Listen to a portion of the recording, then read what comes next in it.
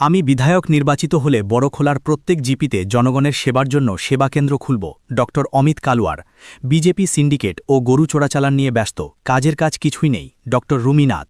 আমাকে ভোট দেওয়ার জন্য অরুণোদয় বন্ধ হলে আমি নিজে অরুণোদয়ের টাকা দিব। রুমিনাথ ও হেলিমুদ্দিনকে সঙ্গে নিয়ে বড়খোলার ডলুতে নির্বাচনী সভা করলেন বড়খোলা বিধানসভা কেন্দ্রের কংগ্রেস প্রার্থী ড অমিত কালওয়ার। এদিন ডলু বাজারে নির্বাচনী সভা করে বিজেপি সরকারকে তীব্র আক্রমণ করেন ড অমিত কালওয়ার। তিনি বিজেপি সরকার শুধু নাম পরিবর্তন জানে, কাজের কাজ কিছুই নেই। বিজেপির নেতারা বলে থাকে কংগ্রেস কিছু করেনি, তাদেরকে বলবেন যে স্কুলে পড়ে উনি নেতামন্ত্রী হয়েছেন তা কংগ্রেসের বানানো। ড রুমিনাথ বলেন বিজেপি সরকার সিন্ডিকেট রাজ চালাচ্ছে, এমনকি বড়খোলাকে ব্যবহার করে সিন্ডিকেট রাজ চালিয়েছিল সরকার। তাই এবার তিনি 100% নিশ্চিত বড়খোলায় ড অমিত কালওয়ার জয়ী হবেন। এদিনের সভায় উপস্থিত ছিলেন শিলচর জেলা কংগ্রেসের সাধারণ সম্পাদক হেলিমুদ্দিন বড়ভূঁইয়া, বড়খোলা ব্লক কংগ্রেস সভাপতি ফখরুল ইসলাম লস্কর, বিষ্ণুপদ বাগদি, ভাঙারপাড় জিপির আঞ্চলিক পঞ্চায়েত সদস্য শফিকুল ইসলাম, সমীর সিনহা, গণেশ কুল প্রমুখ। বড়খোলা থেকে সুলতান আহমেদ বড় লস্করের প্রতিবেদন। নমস্কার। প্রথমেই আমি আমার বড়খোলার সম্মানিত জনতা এবং বরাকবাসী, সমস্ত যে বরাকবাসী আছে সবাইকে অসংখ্য ধন্যবাদ জানাই যে আপনারা ডক্টর অমিত কালওয়ারকে যে হাতটা যে যত দিন যাচ্ছে অত বেশি মজবুত করে যাচ্ছে, এবং আমার যারা এখানে প্রেস এবং ইলেকট্রনিক মিডিয়ার যারা ভাইরা আছেন ওদেরকেও অসংখ্য ধন্যবাদ জানাই যে আপনারা আমাদের যেগুলো কাজ করছি, বড়খোলা সমষ্টিতে যেগুলো কাজ করছি ওটা আপনারা জনসম্মুখে তুলে ধরছেন এবং জনসম্মুখে আমাদের যেটা কংগ্রেসের যেটা বিচারধারা ওটাকে তুলে ধরছে। ওটার জন্য প্রেস এবং ইলেকট্রনিক যারা ভাইরা আছেন সবাইকে আমি অসংখ্য ধন্যবাদ জানাই। তারপরে আপনার যেটা প্রশ্ন উত্তর এটা দেবো যে আজকের দিনে আমরা 5 জন ক্যান্ডিডেট ছিলাম। 5 জন ক্যান্ডিডেটের মধ্যে দল, আমার শীর্ষ নেতৃত্ব ডাক্তার অমিত কালওয়ার আমাকে একটা দলের একটা রেসপন্সিবিলিটি দিয়েছে যে বড়খোলা সমষ্টিতে এবার আমাকে জনপ্রতিনিধির যেটা হওয়ার জন্য একটা সুযোগ দিয়েছে, এবং এই যেটা সুযোগ আমি পেয়েছি আশা করি আমার যে বড়খোলা যেটা সম্মানিত জনতা জাতি ধর্ম বর্ণ নির্বিশেষে এটা রক্ষা করবে এবং আগামী দিনে আমরা বড়খোলা উন্নতির সাথে নিয়ে যাব। এখন কথা হলো যে আমাদের সাথে আপনারা দেখতে পেরেছেন আমাদের হেলিম ভাই আছেন। হেলিম ভাই একজন প্রত্যাশী ছিলেন। সাথে আমার মিসবা স্যারও আছেন। মিসবা স্যারের সাথে আমি অনেকবার 3বার বা 4বার দেখা করেছি।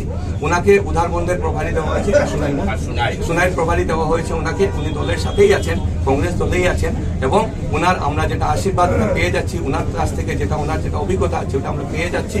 এবং সাথে আমরা যখন আপনি যদি জুয়েল ভাই কথা বলেন, উনি ঠিক আছে, উনি আগেও বলেছিলেন যে উনি যদি দল ওনাকে টিকিট না দেয় তাহলে উনি নির্দল খেলবেন। ওটা ওনার আগের থেকে চিন্তাধারা ছিল, উনি সব জায়গাতেই কথা বলেছেন। ওটাতে ওনার যেটা ডিসিশন আছে ওটাকে আমাদেরকে সম্মান জানাতে হবে। সাথে সঞ্জীব দাও আমাদের দলে আছেন, সঞ্জীব দাও আমাদের সাথে আছেন। সঞ্জীব দাও আমাদের সাথে আমাদেরকে যেটা সুপরামর্শ আছে ওটা দিয়ে যাচ্ছে। তাছাড়া সামাজিক মাধ্যমে দেখা যাচ্ছে হ্যাঁ, মিসবাহুল ইসলাম স্যার আমাদের নমিনেশন যেদিন আমি দিয়েছি, নমিনেশন দিন উনি ডিস্ট্রিক্ট কংগ্রেস অফিসে ছিলেন আর আমাকে আশীর্বাদও দিয়েছিলেন। সামাজিক মাধ্যমে কিছু ফটো ভাইরাল হচ্ছে যে আপনি বিজেপি পরিবারের সাথে, বিজেপির যারা যেমন আমাদের বরাকের হেভিট মন্ত্রী কৌশিক রায়ের পরিবারের সাথে আপনার সম্পর্ক বা আরএসএস এর সাথে সম্পর্ক, আপনি জয়ী হলে কি করবেন, কংগ্রেসে থাকবেন কিনা, উল্টো রোধ ধরবেন, এমন কিছু গুজব ছড়াচ্ছে। এসব বিষয়ে একটু আগে আমি একটা বক্তব্য যেটা দিয়েছি আপনারা শুনতে পেরেছেন। ডাক্তার অমিত কালওয়ার সবাই সাথে সম্পর্ক আছে, কেউ এরকম নেই রাজনীতিতে যার সাথে সম্পর্ক নেই। ডক্টর অমিত কালওয়ার জাতি ধর্ম বর্ণ নির্বিশেষে সবাই জন্য কাজ করেছে। দলের উঠে ওর যেটা জনসেবা আছে, ওর যেটা স্বাস্থ্য সেবা ওটা দিয়ে গেছে। আজকে কংগ্রেস দলের মধ্যে যত এখানে নেতা মন্ত্রী আছেন, ওদের পরিবার আছেন, অনেকেই আমার পেশেন্ট আছেন। আজকে বিজেপি দলের মধ্যে এইভাবে আমাদের যারা নেতা মন্ত্রী আছেন অনেকেই আমার পেশেন্ট আছেন। অনেকের ঘরে আজকে মাননীয় শ্রী কৌশিক রায়জি যে আমার মা ছিলেন উনি আমার পেশেন্ট ছিলেন, ওনাকে আমি ঘরে গিয়েও দেখেছি, ঘরে গিয়েও চিকিৎসা করেছি। ওনার সাথে আমার ভালো সম্পর্ক আছে। এটা হলো মানবিকতার সম্পর্ক, মানুষের সাথে সম্পর্ক। ওটা আমার সব এখানে কংগ্রেস দলে যতজন আছে সব আমার সাথে যেভাবে সম্পর্ক আছে, বিজেপির মধ্যে ওই রকম আমার সাথে সম্পর্ক আছে। আমরা ডক্টর পেশেন্ট হিসাবে সম্পর্ক ওদের সাথে।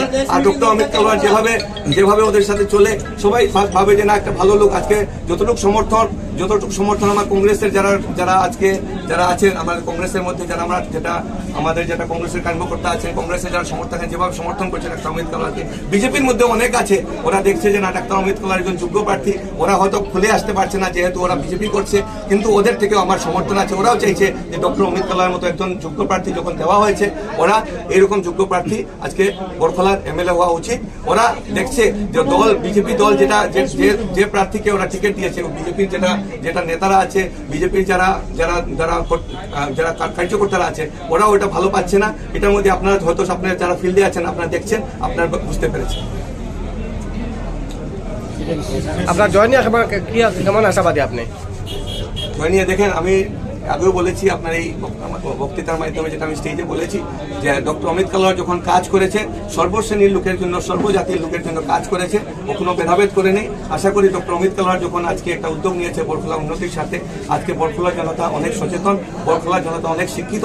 ওরা যেহেতু শিক্ষিত লোক, একজন সচেতন লোক ওরা, তাহলে ওরা একজন সচেতন এবং শিক্ষিত নাগরিক হিসাবে একজন শিক্ষিত লোককে স্বীকৃতি দিবে এবং জাতি ধর্ম বর্ণ নির্বিশেষে, যেহেতু ডক্টর অমিত কালোয়ার কোনোদিন ভেদাভেদ করে নাই, ওরা জাতি ধর্ম বর্ণ নির্বিশেষে ডক্টর অমিত কালোয়ারকে সাপোর্ট করবে এবং বিপুল ভোটে জয় করবে।